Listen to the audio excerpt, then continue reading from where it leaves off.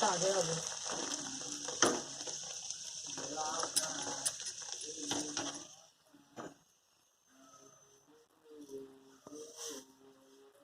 জামাটা বানিয়েছে ঠিক আছে, না টাইট, বাপরে।